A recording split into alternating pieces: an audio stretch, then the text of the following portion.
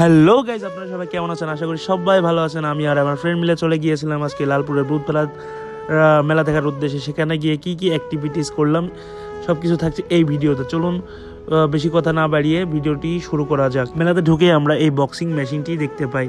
দেখার পরে আমি এবং আমার ফ্রেন্ড চিন্তা করি যে আমরা এই বক্সিং মেশিনে আমরা বক্সিং খেলবো। তো ওখানে নিয়ম হচ্ছে যদি কেউ 99 প্লাস করতে পারে সেক্ষেত্রে তারা হলো একটি 20 টাকা দামের কোমল পানীয় দিবে। আমার বন্ধু অনেকবার চেষ্টা করছিল কিন্তু কোনোভাবে 99 প্লাস তুলতে পারছিল না। অবশেষে আমি চিন্তা করলাম যে আমি একবার চেষ্টা করে দেখি পারি কি না। প্রথমে মারার পরে আমি 99 প্লাস করে ফেলেছিলাম। পরে ওনারা আমাকে আমার মার দেখেই বুঝতে পারছিল যে আমার 99 প্লাস হবে।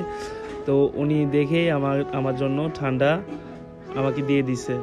বক্সিং খেলা শেষ করে আমি এবং আমার ফ্রেন্ড মিলে মেলার মধ্যে ঢোকার চেষ্টা করছিলাম, কিন্তু অনেক ভিড় ছিল মেলার মধ্যে। শত বাধা এবং ভিড় উপেক্ষা করে আমি এবং আমার ফ্রেন্ড মিলে দুজনে ঢুকে পড়লাম মেলার স্টলগুলো দেখার উদ্দেশ্যে। স্টলগুলো দেখে আমি এবং আমার ফ্রেন্ড অনেক মুগ্ধ হলাম। এবারের মেলাতে অনেক স্টল বসেছিল, যেমন কসমেটিক্স সামগ্রী, শিশু বাচ্চাদের জন্য ছিল ও খেলনার দোকান, আরও ছিল খাবারের দোকান এবং আরও ছিল নাগরদোলা, যেখানে ছোট বড় সবাই মিলে আনন্দ করছিল। তাদের আনন্দ দেখে আমি সত্যি অনেক আনন্দিত হচ্ছিলাম। মেলার সব স্টলগুলো ঘুরে ঘুরে ঘুরে দেখতে দেখতে আমরা অনেক টায়ার্ড হয়ে গিয়েছিলাম। পরে আমরা ডিসাইড করলাম যে আমাদের এখন বাড়িতে চলে যাওয়া উচিত। তো আমরা অনেক মেলা ঘুরে আমরা বাড়িতে চলে আসছিলাম।